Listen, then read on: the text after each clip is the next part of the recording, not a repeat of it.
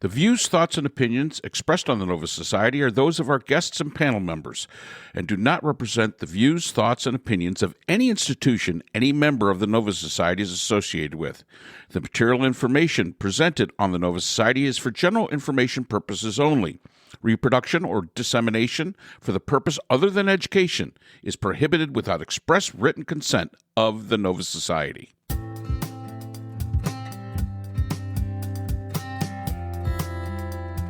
We'd like to welcome everyone back to the Nova Society, and today we reach again into the mailbag as we answer our listeners' email about the recent Supreme Court decision in Arizona that looked to an 1864 law that has the potential for making abortion throughout the state illegal.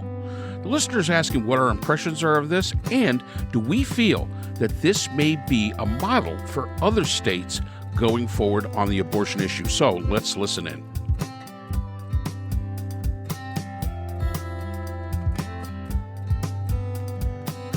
Arizona, the Supreme Court there, used a law from 1864. Before Arizona was a state. Correct. So they're using a state law from when Arizona was a territory. All right. And so that a law from 1864. That law basically makes abortion illegal throughout the state. That based on what? Based on a law from What's 1864. The law. Arizona was a state. Yeah. Let's see. What is the law? Before the paper bag was invented, before there were paper clips, and when people fought duels.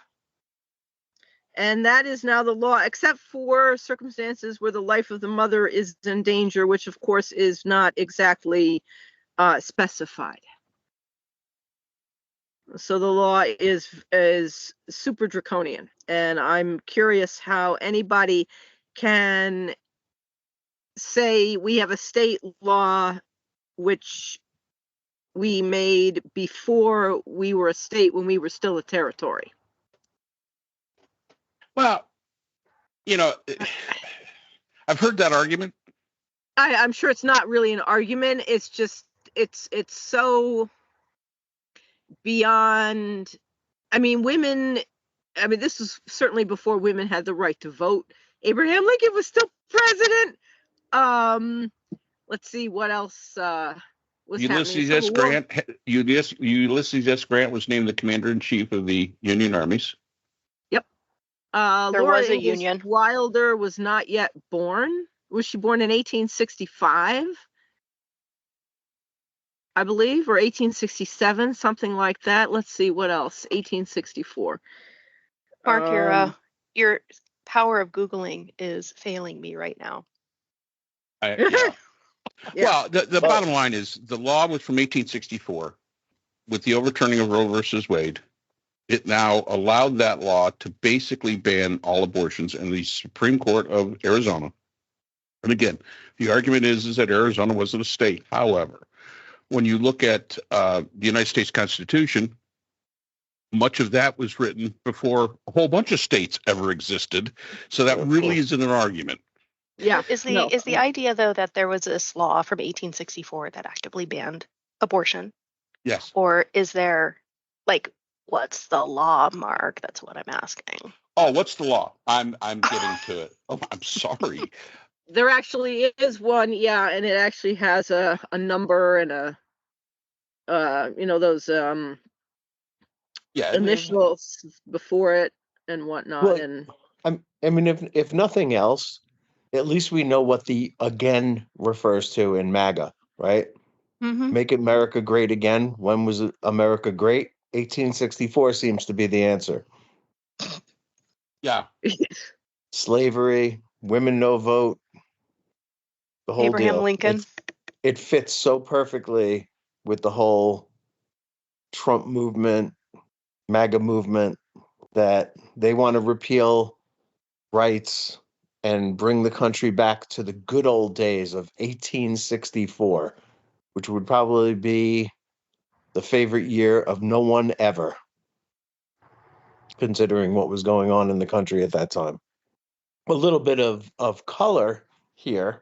This law 160 years old, 5 decades before Arizona became a state, was written and pushed in part by a very, very colorful man named William Claude Jones, Mhm. who is mostly known for going around the Southwest, marrying underage women, 5 of them. Oh, marvelous. How underage is underage? Underage is like when he was 50, I think it was. He married like a 15-year-old. So I we're don't have all talking the Matt Gates date book here. Yes. His third wife, Caroline Stevens, was 15 years old when he was around 50. So he was the king of predatory relationships in the Southwest territories. Selected in 1854 by President Franklin Pierce to be the U.S. Attorney for the New Mexico Territory, which at that time included Arizona as one of the territories. And yeah, he had a whole bunch of other colorful things that he did, but I think he's mostly known as a liar, a politician, and a pursuer of nubile young females, Great. according to a 1990 article published in the Journal of Arizona History. And also part of that time, Arizona is or was in what is now Nevada, including Las Vegas, I believe. So Arizona was a lot bigger. Anyway, it's just, I mean, the country was so different. Yeah, poor Arizona. What a history. Well, Well, you know what? Here's the my big takeaway on this is simple enough. My daughters have fewer rights than my wife has, Yep. and I just find that hard to believe in the United States of America that such a thing could be true, and it's true. Yeah. And Oh, yeah. and the response, by the way, from some Republicans has been, just out next level disgusting. What's so bad about buying a bus ticket and getting on a bus to leave the state to get Yeah, I heard yourself an about that. abortion? Yeah. Just a number of really crazy things to sort of caveat their way through this and make it seem like it's not, a cataclysm for women in America. Yeah. I mean, this man has obviously never been on a long bus trip, nor does he have any idea how much being on a bus might cost, nor does he have any idea how far this woman might need to travel, and the fact that she's got to come back. She may not be able to take time off from work. She may have other children at home. Plus, if she's being denied care and she is in a situation where her life is being threatened and her doctors won't do anything, she may not survive the bus trip. I mean, she may not survive the trip to go buy her bus ticket to get to, I mean, the whole thing is just, well, this is, of course, is a man who will never be in this situation, and they can arrest her husband or her father or mother or anybody else in her family, or her concerned neighbor or anybody else who tries to help her go get that bus ticket. Yeah. The It's draconian. There's no doubt about it. Oh, it is. This is a draconian thing. Believe it or not, back in the day, horrible. Back in the day, human lives, they were considered blockages until the quickening, which is very old terms for a blockage to the period is Yep. what it was considered. And that even though it was controversial, the general thought was that when a woman first felt the fetus move, generally in the 4th or 5th month, at that point in time, this is even women saying, that was when it became taboo. Some of the justifications for this was, again, the medical procedures of the mid 19th century were not really all that good, and that there was a lot of controversy of some of the medical procedures. So, I mean, this is a time when your barber could have been also the guy that removed the bullet from you. Very I think possible. it's also important to note that mid 19th century is also when the medicalization of pregnancy really started to take off, because during the, leading up to the 19th century, women were very commonly having more than 10 children, and a lot of them weren't surviving. And, eventually women's bodies were depleted, and, they were reaching a point where they were like, we need something better than what's currently working, because this doesn't work out for us. And that's when many doctors, male doctors in particular, started taking a more scientific interest in maintaining women's bodies during their pregnancies, which also eventually leads to where you get to a point with turn into the 20th century, you have things like the twilight sleep, where women are numbed during the birthing process rather than just allowed to, free form their way through what for thousands and thousands and thousands of years has been a very natural, normal process. And, part of this backlash right now is because the women and midwives are like, hey, how about we do things the old fashioned way? We don't need all this complex science and medical constraints around it. And, the one place where the science and medical constraint still, challenges the quo is, what do you do when it's time to terminate a pregnancy? Women have always done something, and it's not always been very pretty. So yeah, and women used to help other women with Right. this. It was not a man's issue. And I was also thinking, Priscilla, while you were speaking, sorry, Mark, one of the big reasons or one of the arguments that men made that refused women an education was that all the blood would rush out of their uteruses and go to their brains, and women would be rendered sterile. I mean, ridiculous things of this nature. And so women couldn't have an education. But when women were permitted an education, it was so that they could educate their sons, so that their sons could be citizens, not so that the women could be benefited. But so that women could provide for their sons, who would be then the next educated men who would run the country, and so that women could raise daughters who would then be prepared to be mothers of the next generation of educated men, and so on and so forth. But yeah, as Priscilla said, once men began to take an interest, everything became medicalized, and women lost control. Another thing that you mentioned was midwives. And let's remember the time that this was enacted. Now, Priscilla asked about the law, so I'm going to give you the law, at least the relevant code of it, the relevant portion of it. But there's another note to it. As Priscilla mentioned, men were now beginning to medicalize the obstetrician. I mean, there was no real obstetricians. I mean, they were general practitioners, things like that. The first actual obstetricians were midwives, and they had been around for centuries. And this was a way, in some beliefs of this law, this was a way to be able to push the midwives out and allow the men, the medical men, to come in. So the relevant portion of the 1864 law reads, quote, every person who shall administer or cause to be administered or taken any medicinal substances, or shall use or cause to be used any instruments whatsoever with the intention to procure the miscarriage of any woman, then being with child, and shall be therefore duly convicted, shall be punished by imprisonment in the territorial prison for a term not less than 2 years and no more than 5 years.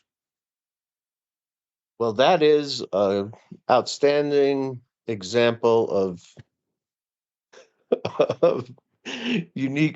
traditional frontier gibberish. Yes, it is. Yeah. So a lot of the emails Priscilla, that's a Blazing Saddles line. So a lot of the emails of us are asking, This is supposedly, they're reporting that this will be put on the ballot in Arizona. And many, well, I think that they have a ballot referendum, I believe, on abortion in Arizona. I think that was one of the states that we looked at last week. Right. And that's one of the mentions. So the other question to this was, how do those politicians, such as Carrie Lake, who was all for this, now are backtracking all this? How do we think that will impact their chances of election? Who wants to take it? I mean, look, as we said a couple of weeks ago, I think on this podcast, these abortion referendums have driven out the vote. And it means that women who might sit out an election because they're not particularly happy with the choices that they have are going to be motivated to come out and vote because this referendum on abortion is on it. I think the right to control your own body has 7 for 7 in states that have already done this. We're seeing that there's a ballot referendum in Florida, Arizona. I believe there may be one coming in Nevada. And it's still up in the air in a bunch of other states. And it's definitely going to be one of these things that drives up votes because this is an area where people have definite views. And the fact that Carrie Lake is backtracking on something that she claimed 2 years ago, I guess it's been 2 years since Dobbs, was going to be a model for every state in the union, and now is saying it goes way too far, is a surefire sign that she realizes what a destructive thing this is to her campaign and to Republicans across the country. Well, of course, the problem is that the base or the Republican base, I mean, I think they've put themselves in a very invidious position. The question of how anyone who has said, well, I support pro-life and I don't support abortion at all, and then switches the way Carrie Lake has, the problem is that she needs apparently to satisfy MAGA, I guess, and satisfy the Trumpian individuals. Still in my mind, I want to call them Magaloids. I just can't help it. In any event, the extreme far right, but at the same time, with the moderates and independents and Democrats and other individuals, such draconian as you pointed out, Scott, such a stance is absolutely untenable and is not going to win her any sort of election anywhere. So now she has, and I've heard her recording saying, well, this model, and she actually quoted the exact same law that Mark just read out, and she didn't quote the wording, but she quoted the number of the statute there, and it's the exact same one. Now she's saying, oh, no, a person obviously can't satisfy both. The justices whom Trump nominated, oh, we'll never touch Roe versus Wade, oh, this and oh, that, and oh, no. And the moment they had the opportunity to do so, they overturned it. So the problem is, does a person, the voter, feel that what the candidate who has been hardline far right with views on pro-life, who is now shifted, is that shift a trustworthy shift or not? And I don't know, if I were the voter who had been very strong pro-life and who wanted no exceptions except the life of the mother, and maybe not even then, or maybe and no exception for incest or rape or anything. And I'm glad that I'm not in that type of mental state, which I personally think is aberrant, but that's just my view. I don't know how any thinking person can feel that way. So I don't know if I were that voter, if I would really trust what Kari Lake says. Which Trump has done also, right? Yeah, I know that. Well, first he was a Democrat. Oh, well, I hate abortion, but I have to be pro-choice and whatnot. And then it becomes, oh no, and now it's I'm pro-life, and the woman's got to be punished, and the doctor's got to be punished, and everybody but the man has got to be punished. Of course, the man can do what he wants to do. Well, I mean, right now, women are being punished. Trump, Yeah. what Trump said in 2016 has come Oh, to yeah. pass. The women Yes, it have to be punished, and they're being Oh, yeah. punished all across America. so Yep, the and the next doctors. theme that Yeah. came out of this Yep. was Arizona has done this. This is an Arizona territorial law that was created. Do we think that other red states might take this up and use this as a model? That was number one. And number two, going to the MAGA movement. All of MAGA is not the far evangelical right. There are sections of MAGA.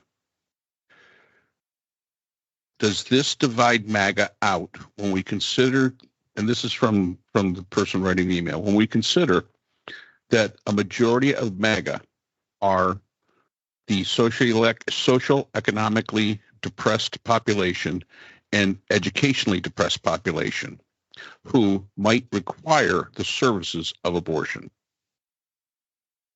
Could you say that again? I'm gonna, yeah, Yeah, I well, follow. yeah. When I was reading it, I'm thinking, wow, that okay. So what Yeah, she's no, I follow. basically asking is, first of all, not all of MAGA is evangelicals, and it's the evangelicals that are against. The second thing she's saying is, will this divide out MAGA? Because, again, in her opinion, I'm not saying it is or is not, the majority of MAGA are low income, low educated population who might be, as we always say, if they support this, may be voting against their best interest. It would not surprise me if they did manage to. Mark, I see you shaking your head constantly. That's good. I want to hear what you have to say, because you obviously disagree. So it in answer to the that's a great question from the listener. Yes, I do think that individuals are voting against their own interests. Be very, very unsurprising to me if Abbott did not and DeSantis did not give it a try. Scott? Well, the one thing I'll say about the question is, is that what MAGA voters are? I'm not really sure that that's the case. I mean, I think that the cliche on MAGA voters is that they're uneducated and generally lower middle class or working class, but not very wealthy. I don't think that that's the case. I mean, we've seen how Trump courts billionaires just recently by offering them the only thing they really want is to protect their wealth from any kind of taxation and so on. So yeah, I mean, I suppose we probably shouldn't paint anybody with one brush, but as far as the MAGA voters voting against their own best interest, I think we've seen that over the years in a lot of states, from an economic standpoint, where cultural issues like abortion have superseded what would be in their best interest economically. And I guess time will tell. We'll see if this continues. Okay, yeah, I totally disagree with Brooklyn. First of all, I think that even though voters may vote against their best interests, politicians are very good at figuring out what is against their best interest. This is a poison pill to them. the majority of the United States wants some sort of reproductive rights for women. It goes across the states. And the idea that somebody might, behind closed doors, under the cover of darkness or whatever, I don't think you're going to get a legislature that's going to take a position on much of this. You're going to get the courts, because courts basically are stuck with it. This was not brought up by the current Attorney General. This was brought up by the previous Attorney General of Arizona. But legislatures are really sitting back and saying, let's have a referendum, let the voters decide. Because if they decide, they could very easily be working against their own interests of keeping themselves in office. So this is such a poison pill issue. Sometimes these types of issues, it's best for legislatures to punt the football and say, I can't do anything with this that's going to be in my interest whatsoever. Let the voters decide. And then when those that aren't happy about it complain, well, it's the will of the voters. This has been beaten in Kansas. This has been beaten in Ohio. You don't get much redder than Kansas or Ohio. And it's been beaten in Kentucky. I think it's on the ballot in Kentucky. It'll probably be beaten there.